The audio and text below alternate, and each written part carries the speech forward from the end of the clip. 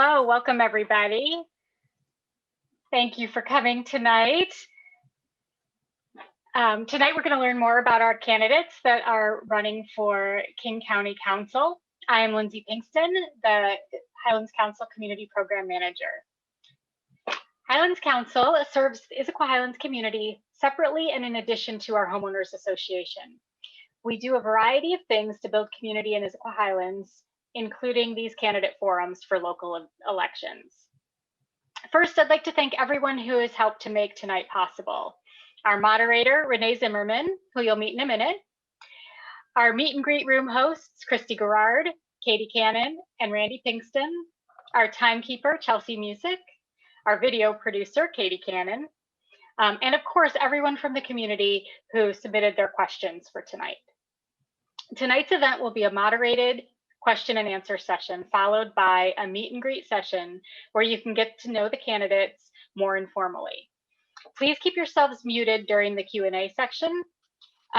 You're welcome to leave your camera on or turn it off during the question and answer session. However, for everyone's security, we require cameras to be on during the meet and greet session. You're welcome to message me directly through the chat if you have any questions or are having any technical difficulties. We recommend attending tonight's forum with your Zoom set to speaker view for the best experience.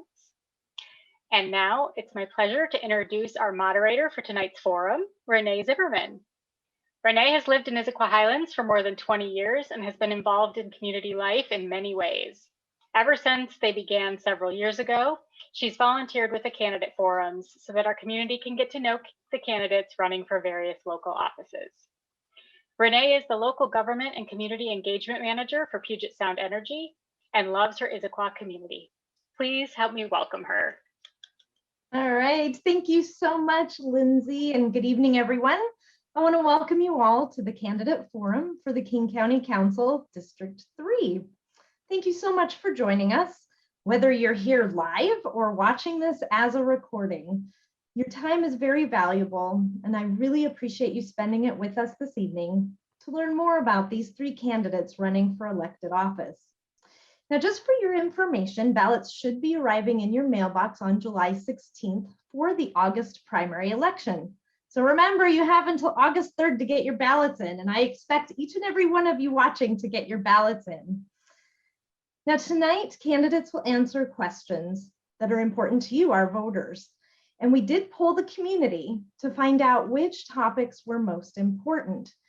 And so based on what we learned, we will begin with some questions about priorities, safety, and homelessness.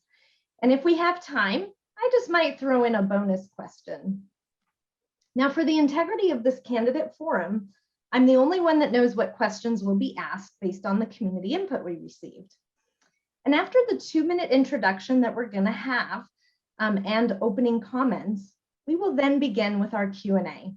Each candidate will be given 3 minutes to answer their questions, so they have a little bit more time in responding to what we're going to ask this evening. And what I will be doing is I'll be alternating which candidate will be going first. Candidates, please remember that this is a forum and not a debate. And so please do not target opponents with your answers, because unfortunately for you, there will be no rebuttals in this candidate forum. And time is also important and will be strictly monitored. So our timekeeper will sound a beep when you have 20 seconds left, and then 3 beeps at the end of your time. So Chelsea, if you wouldn't mind, could you play the beeps for us now? First the 20 seconds and then when your time is up so that everyone knows what it sounds like.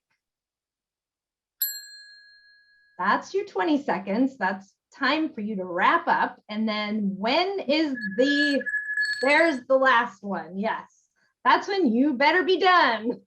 Or if you're not done when time is up, unfortunately, I will have to cut you off to make sure that everyone has equal time to answer questions. So, is everybody ready? Let us meet the candidates running for King County Council District 3. Now, only 2 of the 3 will advance to our general election. So I would like to welcome and thank Joe Cohen, Kathy Lambert, and Sarah Perry for coming tonight.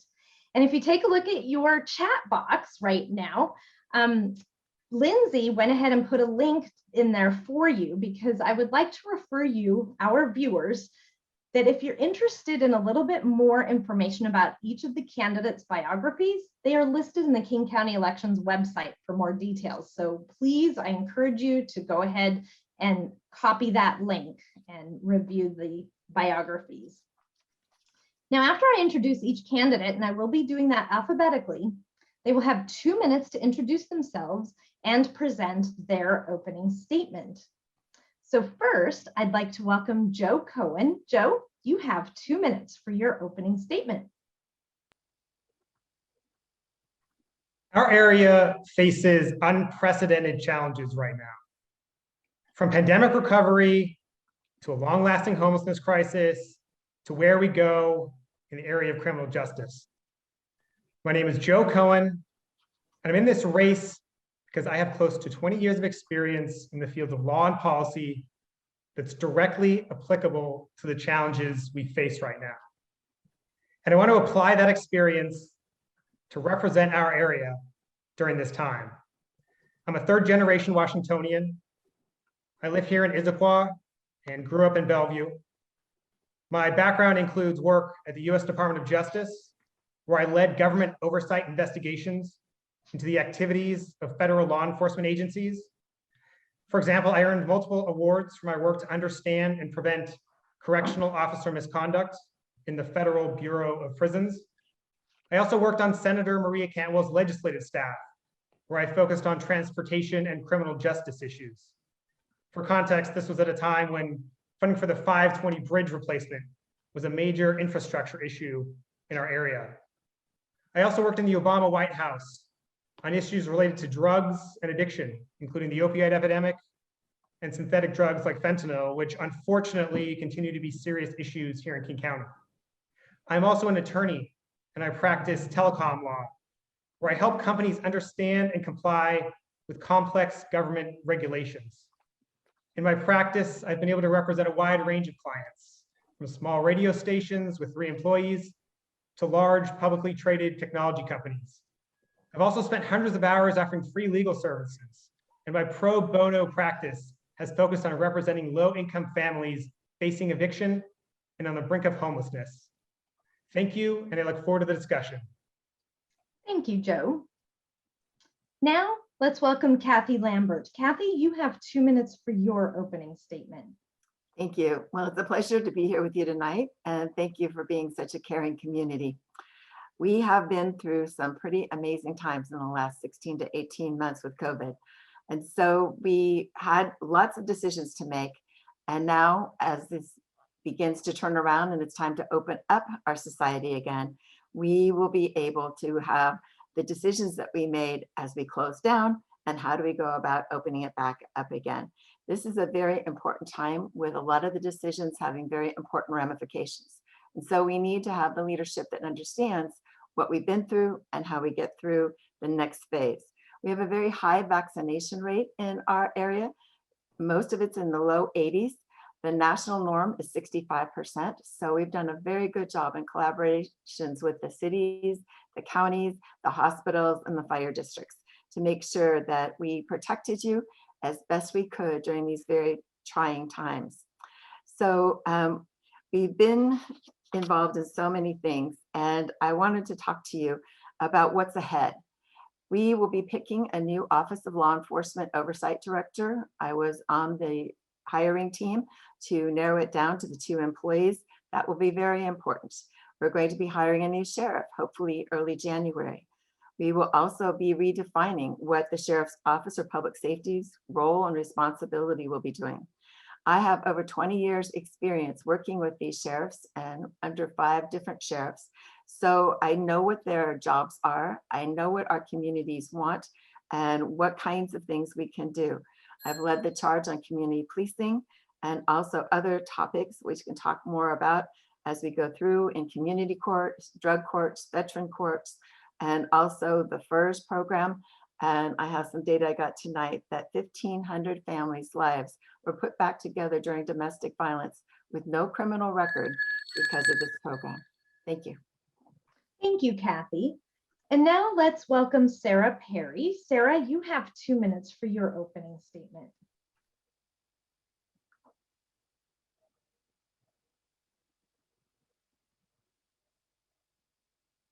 Still can't hear you. Hello. There we go. Very much. There we go. My name is Sarah Perry, and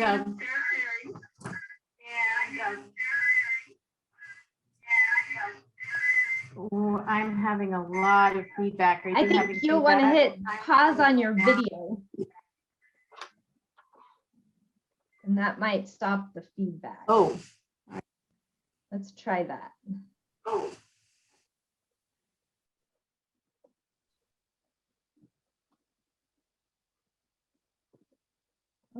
Yeah, it looks like your phone is muted. Can we Yeah. unmute that? Let's see.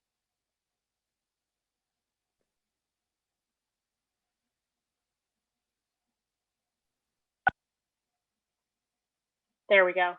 Okay, how are we? Perfect. Much There better. we go.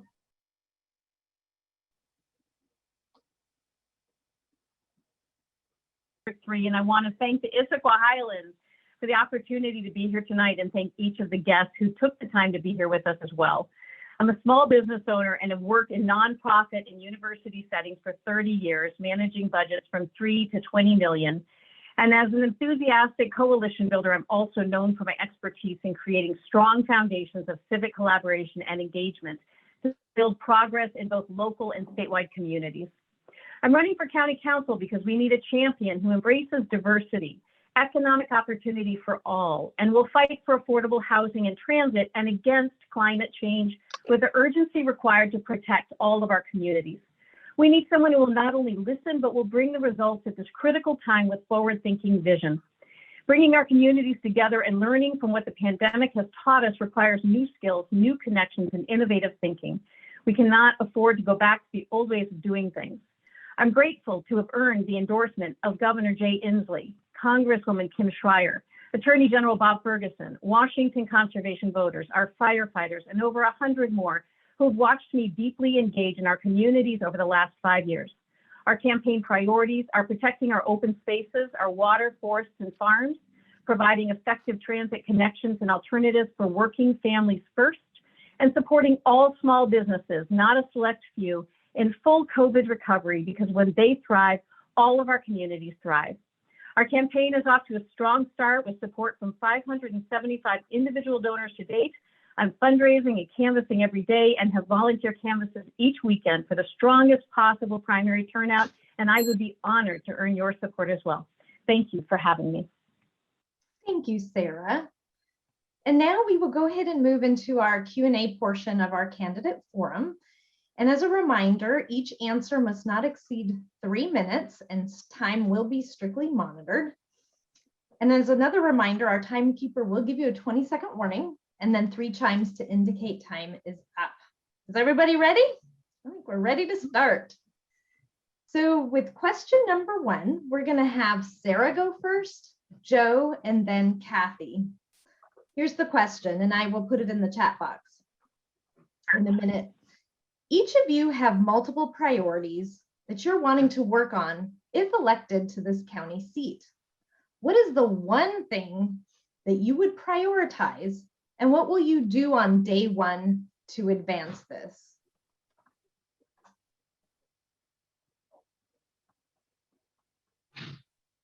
So I'm unmuting myself again. There No. you go. You sound good. We can hear you. You can hear me? Yep. Okay, good. Okay, good. Thank you. You know, it's very, very important that we are paying attention to small business, transit, and environment. The one thing I'll do on day 1 is to begin building my KCD3 community coalition so that we have all of our communities at the table. We have environment and business and education.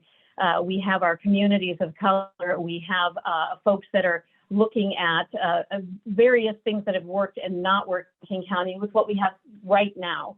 And so it is critical that all of these voices are present, having conversation, and that we are creating the best possible experience. We will also have law enforcement at the table and labor at the table, and you know, make sure that where communities have not had a voice, they have a voice.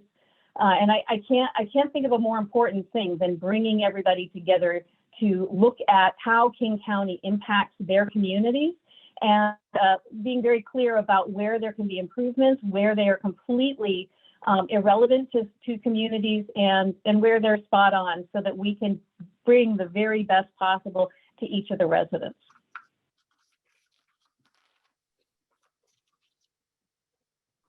Great, thank you, Sarah. Sorry, there's a little delay. That's why I was just waiting. Make sure you answered everything. All right, Joe, you have 3 minutes. Thanks for the question. So there are so many challenges that we face right now. And my priorities, whether it's transportation, criminal justice, small businesses, and the pandemic recovery, they're all going to be playing a significant role when I'm in office. Homelessness, another one. We're probably going to touch on some of those other issues, particularly criminal justice and homelessness, as you mentioned. So let me go ahead and talk about transportation and some of the transportation challenges that we're going to be facing now in the near term, in the intermediate term, and then in the long term.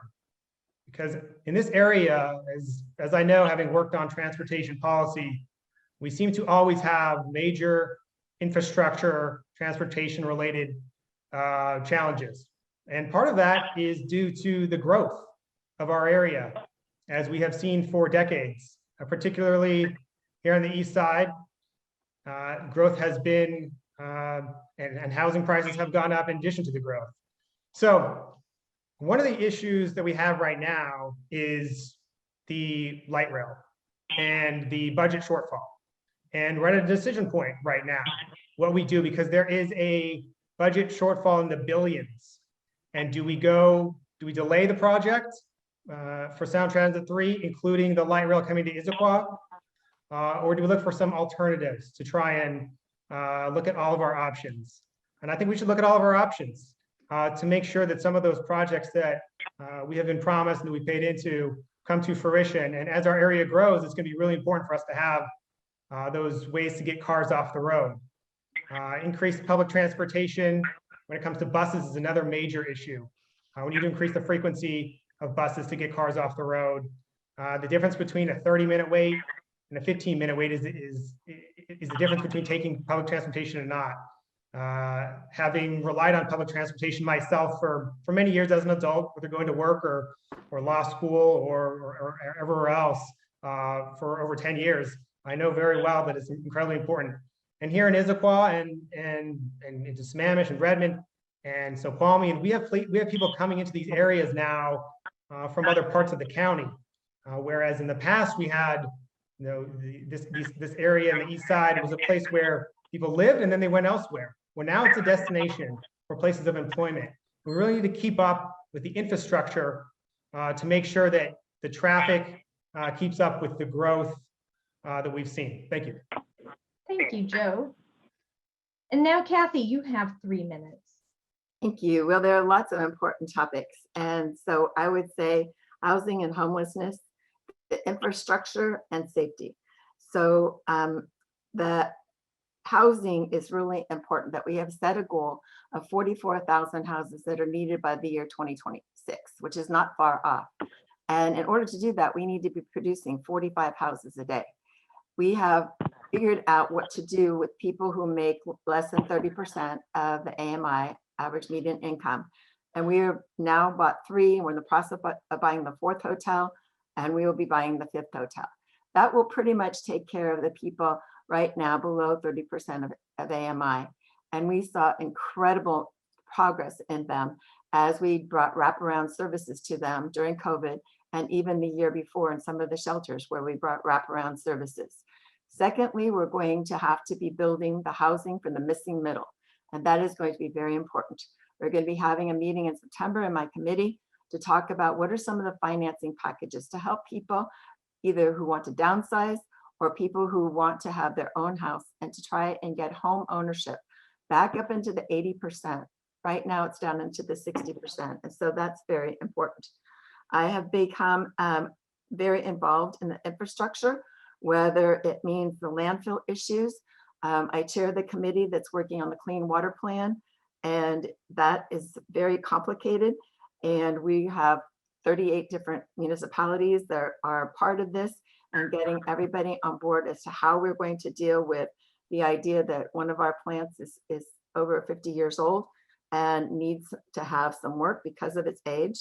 We have roads issues and we have transit issues. And I'm very proud that Snoqualmie Valley Transit is now a partner with King County, and Amy Biggs has done an amazing job and having some local hours. And in September, we will be bringing more bus ridership hours to the east side.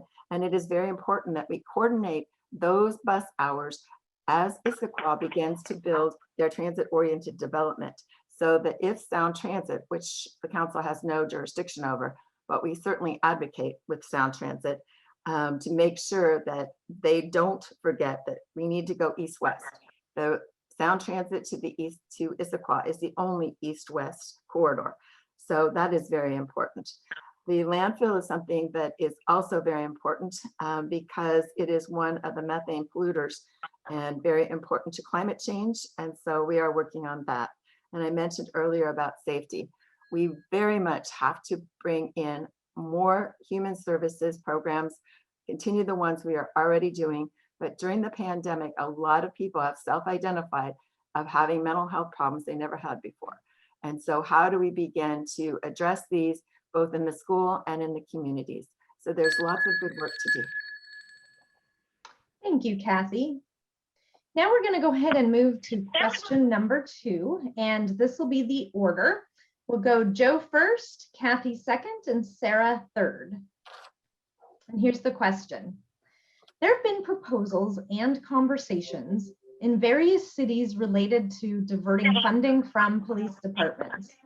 Now, whether or not you agree with this type of policy, safety is a concern for all residents. So when you look at public safety, what policies will you try to implement to ensure that our communities in King County are safe? And the question is also in the chat. So Joe, the floor is yours for 3 minutes. Thanks for the question. It's a really important one because we are at this crossroads of where to go forward in the area of criminal justice, particularly with the county and all of the jurisdiction that the county has over criminal justice. 3/4 of the county's general budget goes towards criminal justice. And I have about 10 years of experience in the area of criminal justice policy. The U.S. Department of Justice, at the Obama White House, and working for one of our members of Congress. It is critically important that we keep funding the police. I do not subscribe to this defunding the police, which you indicated in your question. It's a simple fact that good policing is not cheap. And we can see this in terms of training, whether it's de-escalation training or paying officers a wage that attracts good candidates to the position. All of these things require resources.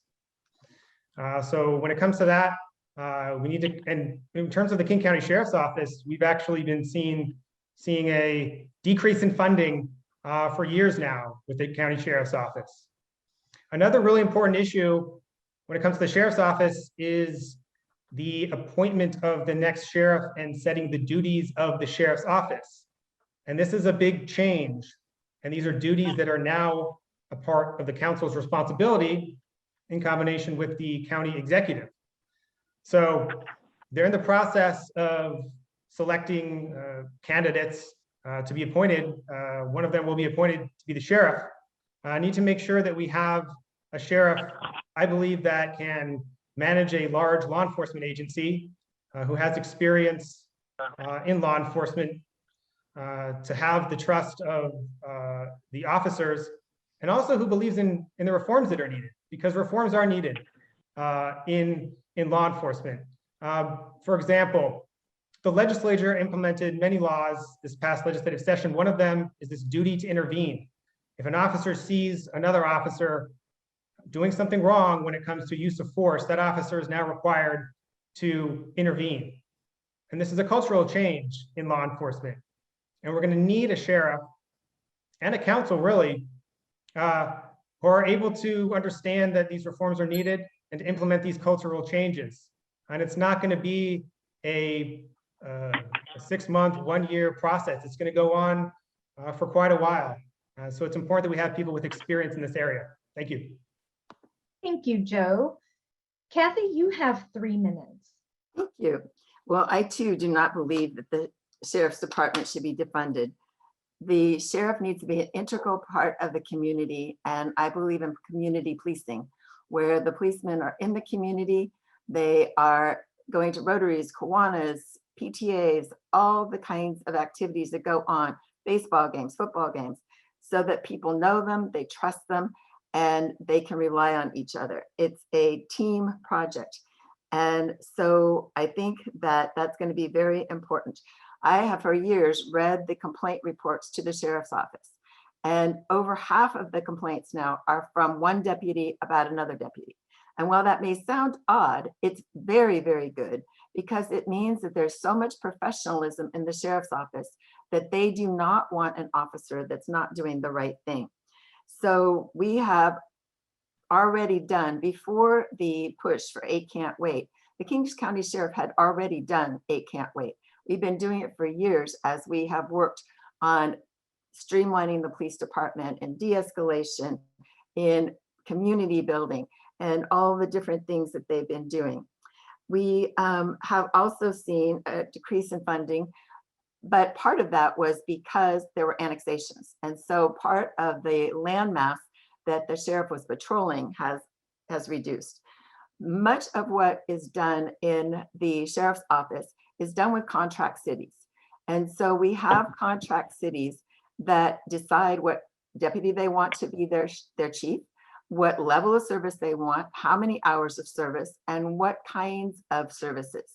So we and the unincorporated areas are also now, because of the Department of Local Services, able to set what our level of service is. And in many, many conversations over the years with people, I always tell the new deputies, in my district, there is no acceptable level of crime, that the neighbors don't want it to happen, and their rings will be available for videos if you request it from them, because they don't have the desire to have crime in their neighborhood. It's kind of the broken glass theory that we don't want it here, and we will work against having that happen. The radar program is a program that started in the north part of the county, and what it is an embedded counselor with the sheriff's department, and that has been very helpful. And so now I put it in the last budget, and we are in the process of hiring new counselors to go into the unincorporated areas with our sheriff's deputies, and making sure that, especially in cases like domestic violence or very big trauma cases, that we do have an experienced counselor there. The officers are happy to have them there. We've asked for our officers to do a wide variety of social services over the years. And the hope is that when we get our new contracts with the cities, they too will want radar. Thank you, Kathy. Sarah, you have 3 minutes. Can you hear me? Yes, loud and clear. Okay, that's great. Okay. So, there are 12 new laws that came through the legislature, very important, and those will apply to the law of the land, and where we need to review and improve them as needed, we will do that, and we'll do that through the civilian over the Office of Law Enforcement Oversight. Very excited about strengthening this and making sure that we have civilians that are most impacted by bias, by policing bias, in this law of this Office of Law Enforcement Oversight, working with the new director and making sure that the sheriffs and police are in the community, engaging with the community, deeply connected and participating, and curious that they have there's an ability of professionalism to bring something new to the position, something that where we're taking all of these laws into account, and that is the expectation, and also that they have some boots on the ground I think we have a remarkable opportunity to reset where we've been. Their trust has been lost, and we need to make sure that we are regaining the trust in the community so that everybody feels safe.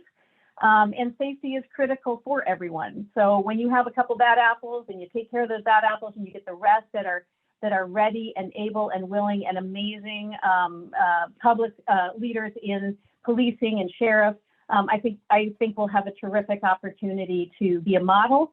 And we have not been a model in this way. And I look forward to participating in that with this appointment and also engaging with civilian oversight. Things like anti-bias training was not included in that. There's always room for more of that, and not just in our policing and sheriffs, but throughout King County, throughout different elements that would be responding to calls.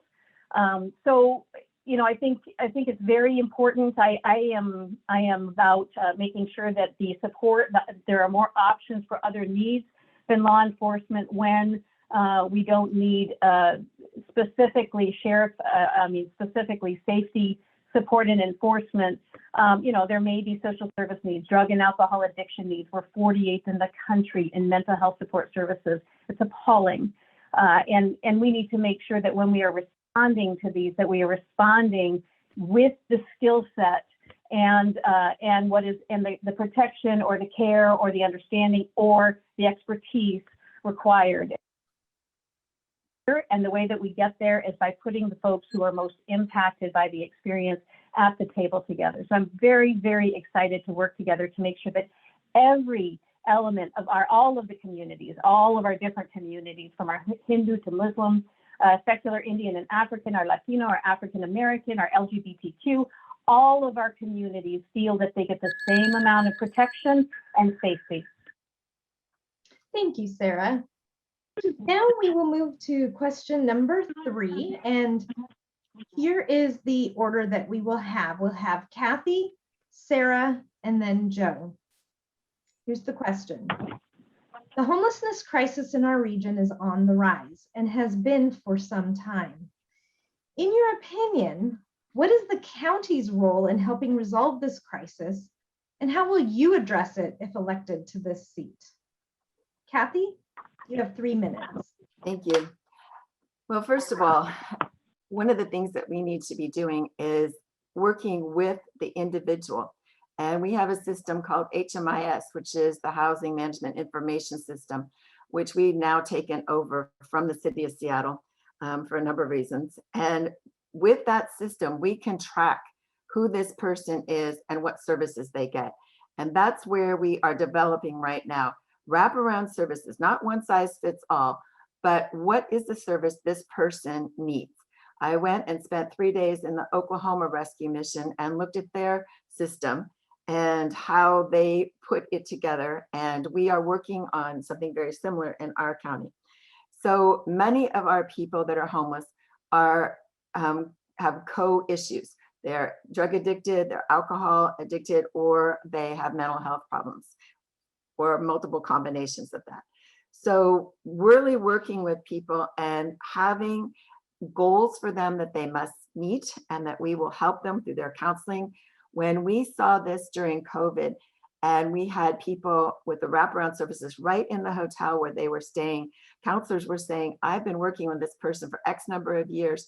And in the last couple of months, they have come so far, I hardly recognize them. We had people who have gone on now and are getting jobs and turning their lives around. So I'm working with the director, Leo Flores, on how can we more specifically set our targets with the people and what they are able to do so that they can become self-sufficient by helping them through their drug addiction, their alcohol addiction.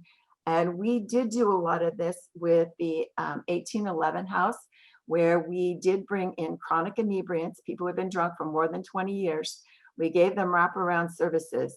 And the following year, those people cost our society $6.3 million less because they were getting services right in their facility and not having to get them off the street with ambulances and so many other things. So really targeting and helping each person know that we are here to help you. We have the services to help you, but it's a two-way street. You have also got to work with us. And I think that's been the problem. We have allowed people to be living on the streets. As you know, the new federal law out of Boise was that we have to have a place in order to move people.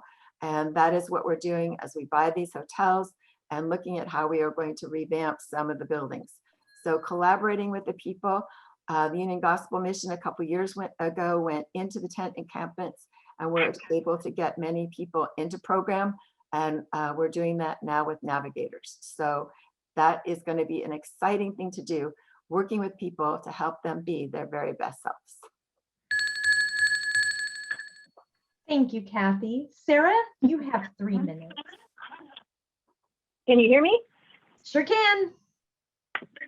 Yay. Okay, great. Well, this is a regional issue. It's something very close to my heart, something that we have experience in different ways. And we need a leader. We need a leader who will help with work with regional and state and the cities and the counties on this and look at these. And again, it could be that folks are focused, they need first, last, and deposit. It's a very specific thing. There's no drug and alcohol addiction issue, mental health support needs. It's first, last, and deposit. That has a certain set of circumstances and a certain set of solutions to it, which has to do with with housing, low income, affordable housing, and jobs and transit, and many things that are specific to that. Or you have mental health support services. Again, we're 48th in the country, as I mentioned. Drug and alcohol addiction is sometimes used as a self-medication for mental health services. And sometimes it's just pure drug and alcohol addiction. So House Bill passing 1070 and 1220, allowing us to acquire buildings and sites to allow those to be boarding rooms, boarding houses, and provide permanent supportive services for mental health needs or drug and alcohol addictions, I think is a great first step. I think we have to do a multi-pronged approach. As the first executive director for Eastside Housing at the base of Avondale and Redmond, where we had there's still 50 units of transitional housing and 8 shelter units. It was a merger of Hope Link, Friends of Youth, and Catholic Community Services, and I was the first executive director for that. That was to try to meet the need for transitional housing on the East Side, and the Bill and Melinda Gates Foundation came in and helped with support wraparound services. So it was the beginning of that, and I'm deeply committed to doing what we can to make sure that we are meeting the needs for our children, our brothers and sisters, our siblings, our parents in this moment of crisis for them. They don't come from other zip codes. There are anecdotal phenomenology kind of things where people say, oh, look, this person came from a different zip code. Okay, statistically, we follow the data. And statistically, these are our people. They started in our zip code. They stayed in our zip code. They are our community members. And we have a moral and ethical obligation to work with them in the most humane way possible, as we would a family member. So we have to get specific. We have to have audits. And I don't believe in sending folks out and making sure that you have in mind, then they no longer get to have the support that they need. I think we need to be a lot more sophisticated in our approach. So I look forward to working together regionally with leaders across the board, because it is a regional issue. It requires regional solutions, and we're smart, and we can do this with public will. Thank you, Sarah. Joe, you have 3 minutes. Thank you for the question. This is really frustrating to me, the lack of progress on this issue. And part of it is some of my experience as an attorney doing pro bono work. I got involved years ago in representing low-income families facing eviction and on the brink of homelessness. I also have experience on the other side of things in government accountability. And these two experiences really combine to give my perspective on this issue. So just some background on where I'm coming from and the lack of progress. We had a 10-year plan to end homelessness in 2005. 10 years later, in 2015, homelessness was at an all-time high, and it's even higher today. There was also a plan to end, a 2-year plan to end youth homelessness. That didn't result in the end of youth homelessness. So we see these big promises from well-intentioned people, but we don't see results. So I mentioned my experiences and the combination of the two. And then you see some things there's some reporting in the paper on the lack of accountability in King County, the lack of some oversight mechanisms. So the Seattle Times did a piece, an investigatory report on housing providers, Damascus Homes. And what it found was that there's a real lack of some oversight mechanisms in the county. And if you look into it closer, it kind of makes sense. So the county has an auditor, the legislative side, legislative branch has an auditor. Since an emergency was announced on homelessness 6 years ago, only one report has been done on homelessness. And in contrast, another very important issue, the auditor, criminal justice, the auditor has done 17 reports. So there needs to be some focus here on the oversight mechanisms and accountability. And the government, I've planned and executed government oversight investigations while working at the Department of Justice. I know what the auditor's office does. And there needs to be a focus here from that office on making sure that the things that we can control, I mean, the homelessness problem is so complex and it involves so many different factors. One of the things that we can actually control and should control the council is making sure that contractors that aren't doing the job and should be cut off are cut off at the appropriate time, which according to this article wasn't happening. So that's one of the things that I'm going to bring to the table in office. Thank you. Thank you, Joe.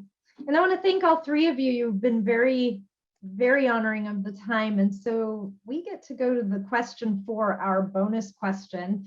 And so here's the order that we'll do this question. We'll have Sarah, Kathy, and then Joe. You will represent the largest district in King County, and there are thousands of residents in the rural parts of this district. What is the one issue you want to work on that matters to your rural constituents that maybe your urban constituents aren't necessarily concerned about?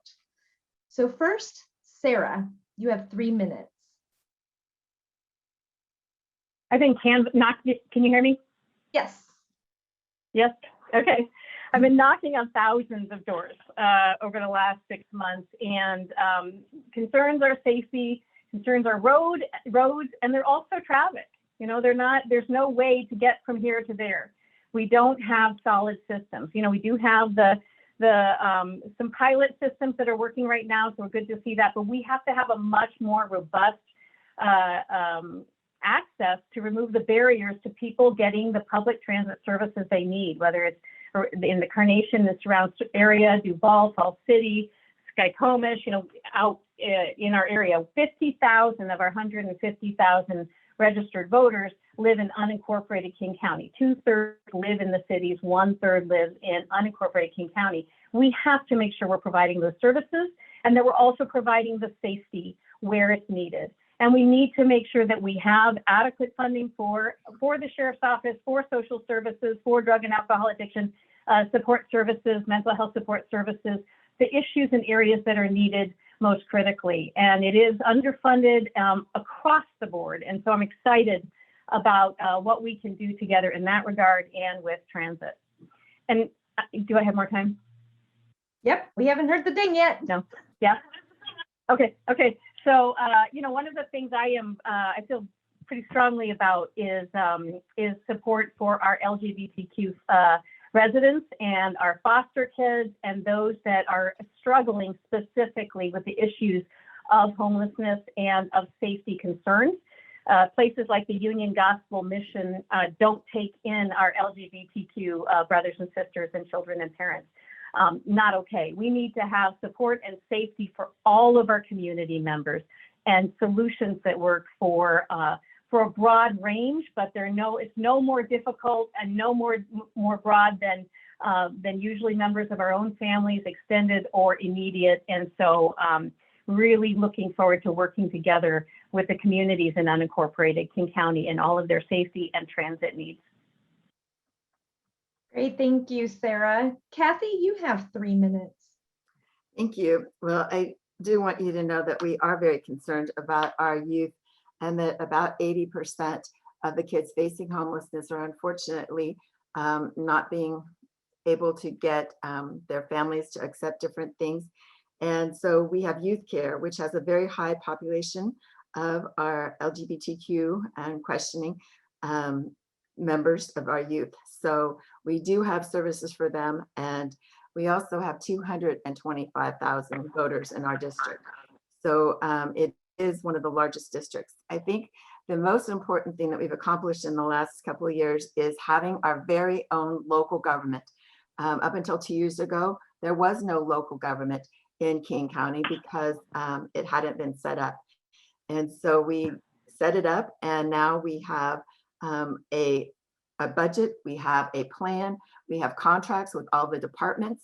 And during the COVID, we were able to bring about $435 million into services into the business community and into the rental market community. And then overall, we just passed $1 billion with a B dollars in money that has been allocated. Not all of it's been spent yet, but it's been allocated. We will also be getting a new grant system out for businesses that can apply up until August 4th, and they can apply for up to $25,000 for business grants. So there's been a lot of work done to make sure that we help our neighbors and friends and family get through this very, very trying time. I believe that having our own local government has helped us to advocate. We are negotiating right now because we have not gotten the state formula changed on how we fund our local roads in the unincorporated area.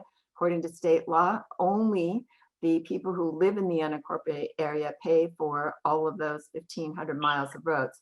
That is not what the intent of the GMA was. And over the 30 years, that has not been done, even though unanimously the council has brought it before the legislature. And 1 year we were told there are more cities than counties, and so we don't want to make the cities mad, so we're not going to help. And unanimously, the council was not happy with that answer, but negotiating the potential of looking at how we can help get some more dollars into that account. We've had 2 outside audits come in and talk about what is the amount of money that we need to take care of these roads. And they have told us that we're underfunded by about 400 million. And so we get about $100 million. And so if you need to have 400 million more, you cannot stretch 100 million into that. Road construction is expensive. Thank you. Thank you, Kathy. Joe, the floor is yours. You have 3 minutes. Well, thank you. So when it comes to unincorporated rural areas, there are some issues that people in those areas face that we don't here in Issaquah or Sammamish or parts of Redmond. So a couple of those issues are, as was mentioned, roads and bridges. Pretty simple, pretty simple infrastructure. And this has been an issue that has been going on for years and years. And the issue is the Growth Management Act set up a system where people who live in unincorporated areas will pay for the roads and bridges in those areas. But as the population in that area, the unincorporated areas, has decreased relative to the populations in cities, in incorporated areas, there's not enough money to pay for the roads and bridges. So the issue is a financial issue. And a lot of us drive on those roads in unincorporated parts of King County. And only those people who live in those areas are paying for it because and not adequately paying for it because of the system that is set up. So as was mentioned, more money needs to go into that account. This has been a long running issue. And those who use it should pay for it. Another issue is broadband. And this is an issue that is important to people who live in rural areas, especially now, as a result of COVID. We've seen our lives are ensconced in the internet. Really everything we do, we're right now, we need a fast connection to do what we're doing right now. And there are those still in this county, a county that is a technology hub, a worldwide technology hub, that do not have reliable and affordable broadband internet access.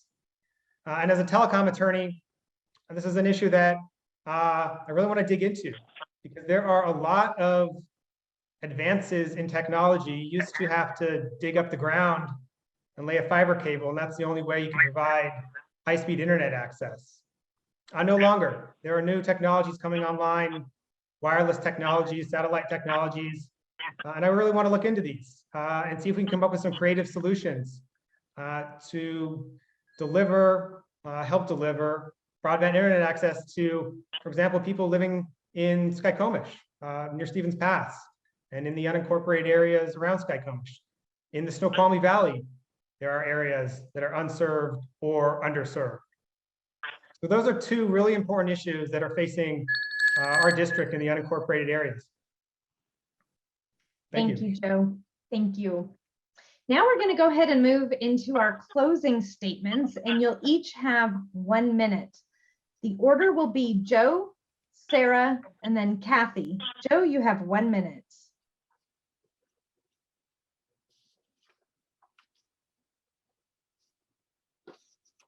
So the reason that I'm in this race is because of the experience that I bring and the application of that experience to the challenges that we're facing right now. This district is big, as we've discussed, and it's diverse.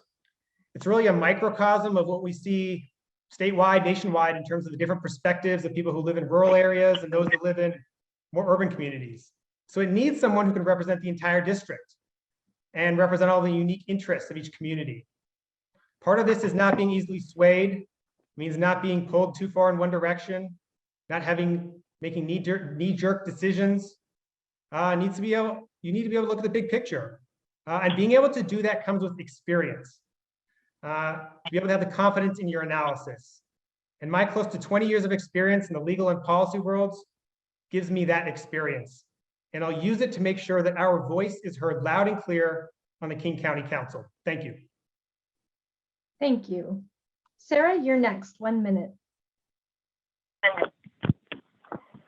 I am excited. I am excited to have a fighter in this district. I'm excited to meet with all of our different communities, our Hindu, Muslim, secular Indian and African, our Latino, African American, LGBTQ, all of our different communities, as well as business, education, environment, safety, police, and to work together and to fight for what we need for our district to build our East Side voice. Who are we together? Who do we want to be as one of the 2 fastest growing districts for the next 10 years? I have great relationships with county council members. I'm excited to work with them and to build that voice and that case on council to get the votes that we need on council to make sure we pass the work that we need here for our district, for all of the things that we have talked about today. And the idea that we could work together with all 7 cities and surrounding areas and the counties, the state, and I'm very excited and I look forward to your support. Thank you. Thank you, Sarah. And Kathy, 1 minute, please. Thank you. Well, most decisions of the council are unanimous because we work together, we collaborate together. And so we have done a good job of being a team. And we need to continue with people who are experienced and have the leadership ability. These are complicated issues that are before us, and it's not the time for a learning curve. In 2013, the United Way named me the Outstanding Elected Official of the Year. And in 2019, Governing Magazine invited me to be with their Women in Government, and I was the only woman chosen from the state to go and be part of that. I believe that I have led in many programs that have helped children, reduced our recidivism rate with juveniles, and been doing a lot of things to help people with their social services. I have led, I am